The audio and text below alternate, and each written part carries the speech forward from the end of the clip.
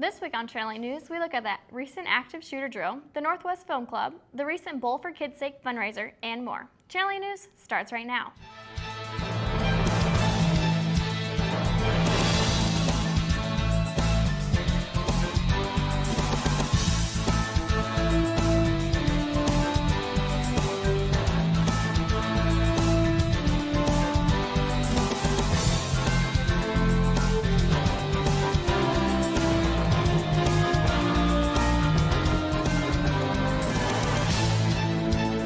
Last weekend, Northwest and local law enforcement agencies had the opportunity to hold a full-scale active shooter drill on campus. Myself and other members of Channel 8 had the opportunity to attend and participate in the event. We've got a special report that has more on this event. Let's take a look.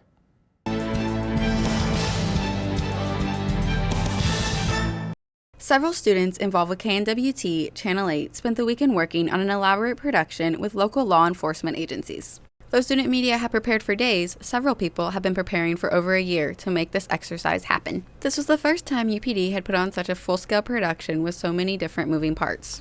We caught up with UPD Police Chief Clarence Green to speak about the significance of the drill. It's great for an institution. Multiple things that makes it great about it. The biggest thing is when we think about all of our students, them getting hands-on experience to really practice their craft in a safe environment.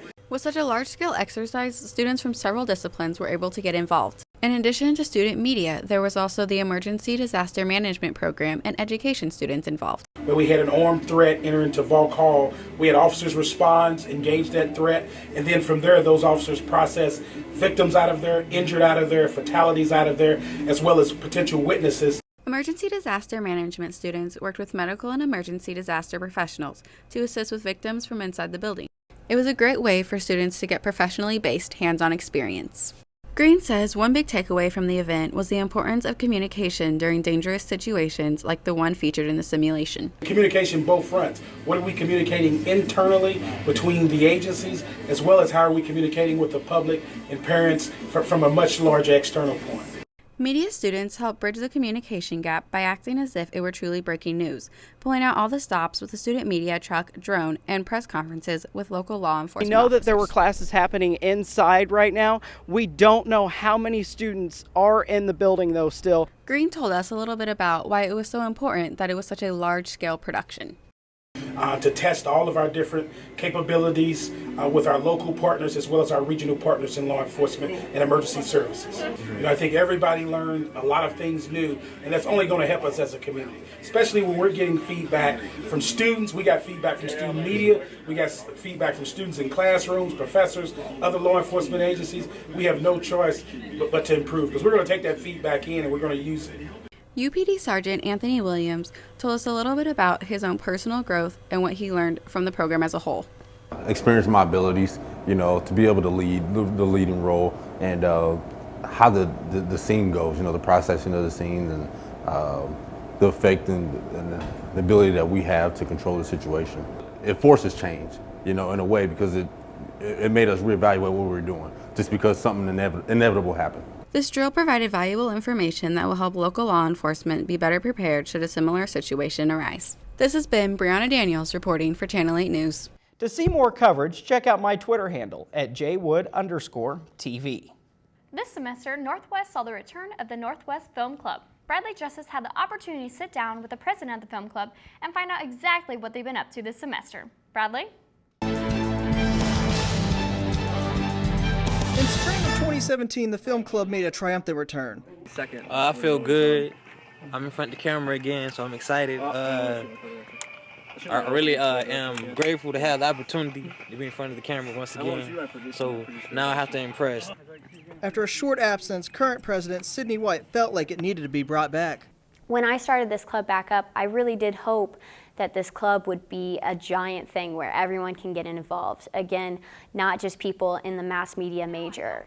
And I hope that we get more members. I hope that we get more people involved so that way we can have bigger film festivals, more people get involved. And I really do hope that eventually we can open up this film festival to other schools so that people can submit and it can just become a giant thing. With one movie already in the editing process, we got to talk to the stars of the movie, Brenna and Joe, about their experience in Film Club and if they plan on coming back. Yeah, it was really awesome. It was really cool being able to act on film for the screen because I'm a theater actor, so it's very different from the film to the stage. So it was really cool to get that experience and get that opportunity. It was great. I never had an experience like this before, so to get this opportunity as soon as I joined this club was a great experience for me, and I hope I can use it moving forward. I'm really excited to work on more films eventually and maybe not just act in them but do other stuff because there's a lot of interesting things you can do, and just being there and being in the environment is really fun, hanging out with all the people, so yeah. Yes, I indeed will be returning because, you know, it's a lot of fun on set. Even though it's long hours, you really grow a close bond with your friends, and I made quite a few friends pretty early on, and I'm sure we'll see a lot of each other in the future. The screen time for Misdirection will be on Wednesday around 8 in the Union Boardroom. If interested in helping out, making, or starring in a film, contact Vice President Andy Johnson at S508151. This has been Bradley Justice reporting for Channel 8 News. Thanks, Bradley. Don't miss your opportunity to see some great films at the Northwest Film Festival, including a documentary over the Bearcat Marching Band, a riveting study over the importance of sexual assault, and the Film Club's most recent short film. After the recent approval of a 20-year sales tax extension, Maureen Proxel set out to learn what that means for the city of Maryville. Maureen? Maryville drivers will start to see improvements to some city streets beginning next spring. Maryville voters approved a 20-year extension of a capital improvement sales tax on Tuesday, April 4th by just under a 70% margin. Revenue from the tax renewal will be used to improve Main Street between South Avenue and Walmart. It will also help pay for asphalt overlays, meaning improvement of the street's condition for streets in other parts of the city that need it the most. Public Works Director C.E. Goodall says he hopes South Main improvements will help to alleviate some of the congestion in that area. Estimating that around a $4 million project. We're looking at putting in some right turn lanes, like I said, some aesthetics with maybe some trees, shrubs. We'll also be looking at quite a few of the entrances down there to work with the business owners to try and eliminate some of the entrances that are too close to intersections and just causing some of our traffic issues. So we're hoping that we come out with a good project down on that end with South Main. The planned improvements to South Main are a result of findings from a 2-year South Main corridor study. The project is divided into 3 phases. The South Avenue to Walmart section is the first phase. The second phase will depend on available funds and would cover a section between Walmart and Highway V.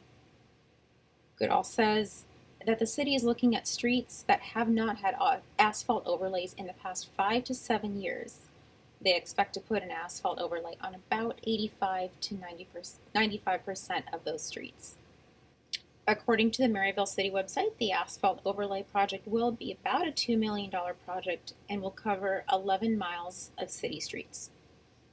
We'll go in, and any of the streets that are currently asphalt, they'll mill those down, and then we'll replace that back with at least a 2-inch overlay, which will improve the overall street condition. Goodall says that he is pleased with the fact that voters renewed the tax. The tax was previously on the ballots in 2008 and helped to fund the 4th Street project, as well as improvements to Munn Avenue and parts of Depot Street, to name just a few. For KNWT Channel 8 News, I'm Maureen Proxel. Thanks, Maureen. When we come back, we'll take a look at your Northwest event report. Don't go away.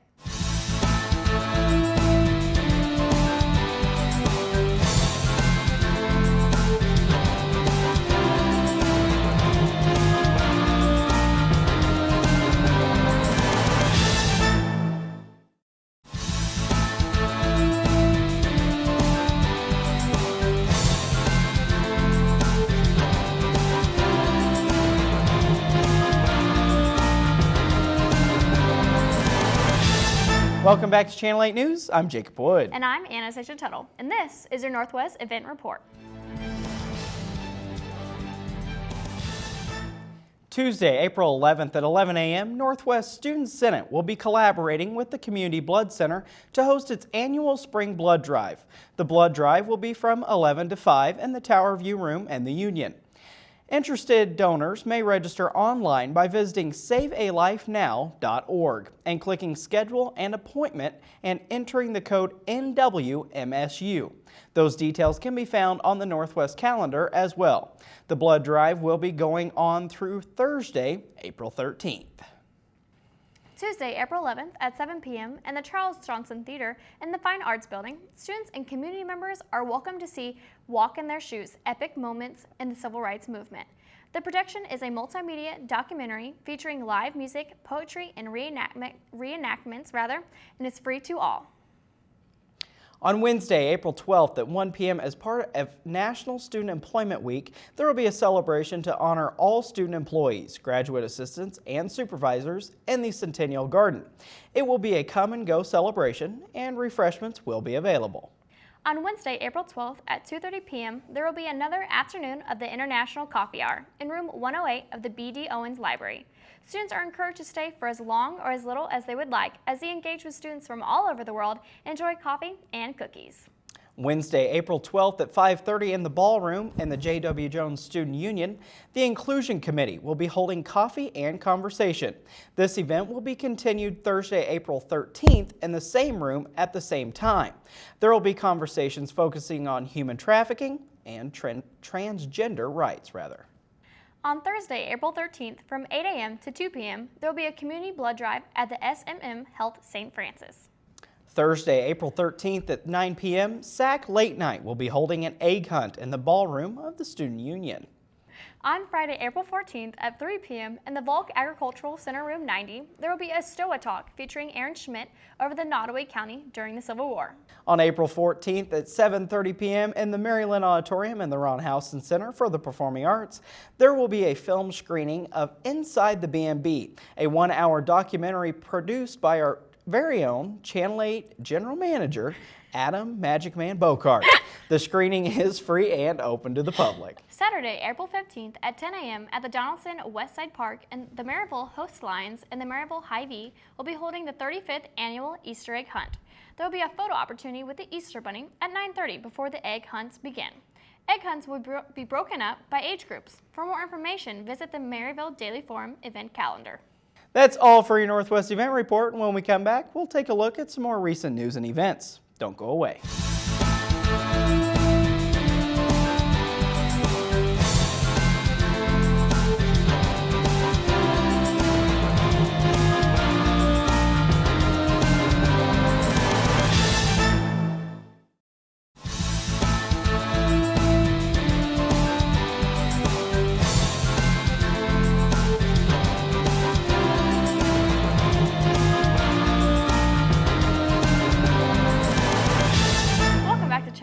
I'm Anastasia Tuttle. And I'm Jacob Wood. Last week, Jackie Harding had the opportunity to attend the presentation Seeing Purple, How to Be the Change You Want to See in Advocacy, Work, and Life. Jackie? On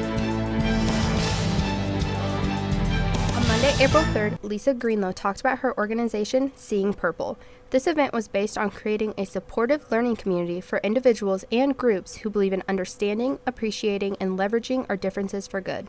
Seeing Purple is a community. We have a website and a Facebook page, and it's really to bring people together who want to see more civility and collaborative problem solving in not just government and politics, but in our businesses and organizations and our personal relationships.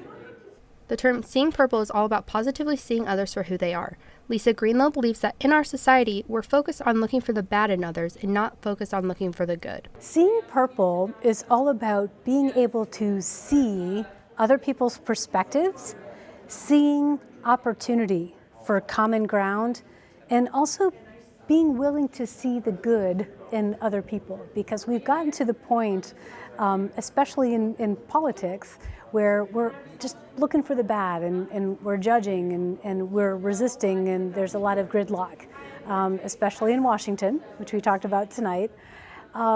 So Seeing Purple is about seeing that middle ground, that opportunity that's not just red and not just blue, So there's a political reference there, but what we're doing at Seeing Purple extends to our personal relationships and our workplaces and everywhere where we interact with other people. Greenlow started Seeing Purple while at a previous job when she saw our political campaigns tearing us apart. She wanted to focus on bringing people together to embrace the differences. Well, I used to work on Capitol Hill 20 years ago when we kind of worked together across the aisle a little bit better than we're doing now. And I had the idea for Seeing Purple back in 2013, but I had just started my business and I wasn't really ready to do anything with it. But I recognized then that we need to have more emotional intelligence and effective communication and conflict resolution, healthy conflict resolution skills in Washington. And I didn't want to go back to Washington doing what I was doing before, but I did want to bring, these skills, these leadership skills to our elected officials. So that's really why I'm doing it. I mean, like a lot of people, this last election cycle and still, it's pretty painful seeing the level of incivility, not just in Washington, but we see it in social media. We're doing it to each other. So I want to try to make a difference in bringing people together. At the end of the event, Lisa Greenlow had a section for students to write their reflections and answer questions. Many students believe this lecture was a great way to positively learn how to channel differences. This has been Jackie Harding reporting for KNWT. Thanks, Jackie. Tyler Bruff had the opportunity to attend the Big Brothers Big Sisters most recent and biggest fundraiser, Bowl for Kids' Sake. Tyler? On Friday, April 7th, Bearcat Lanes hosted Bowling for Kids' Sake, provided by Big Brothers Big Sisters of Nottoway County. Kids' Sake is our single largest fundraising event we do each and every year.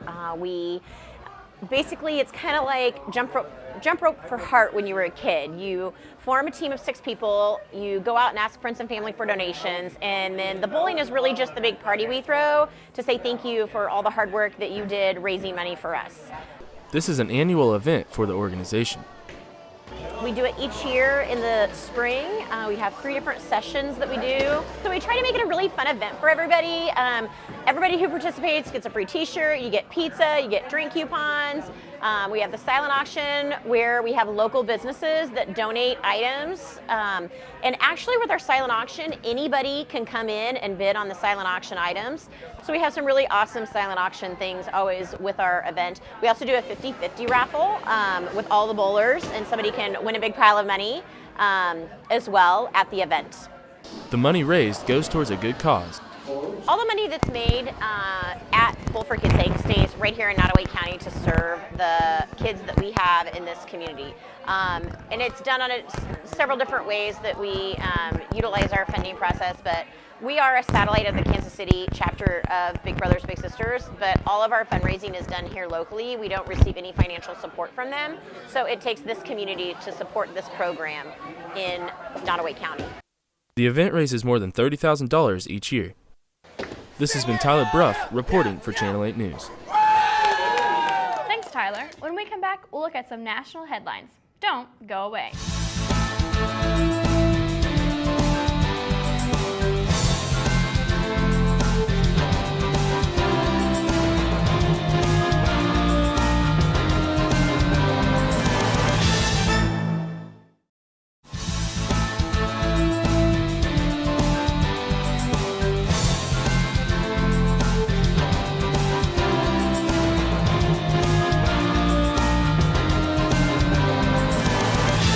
Welcome back to Channel 8 News. I'm Jacob Wood. And I'm Anna Tuttle. The world is reacting today to the U.S. strike in Syria, a move by President Trump that will have major global implications in the war-torn region and beyond. Our CNN affiliate Diane Gallagher has more. Diane? President Trump firing off a loud warning shot to the Assad regime with an overnight missile attack on a Syrian airbase. The strike in response to the deadly chemical weapons attack on civilians this week. The White House blamed the attack on Syria's leader. There can be no dispute that Syria used banned chemical weapons. Reaction abroad has been swift, especially from Moscow, which has backed the Assad regime. Russian President Vladimir Putin calling the airstrikes a, quote, act of aggression and a serious blow to U.S.-Russian relations. The UN Security Council on Friday holding an emergency meeting to discuss the strike. It was time to say enough. But not only say it, it was time to act.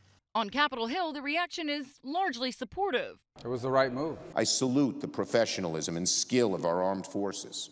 The strike was well planned, well executed. But the feeling in Washington is that Congress should be involved. President Trump's doing this, finally waking up to the atrocities in Syria, is a good thing, but he should not have done this without coming to Congress.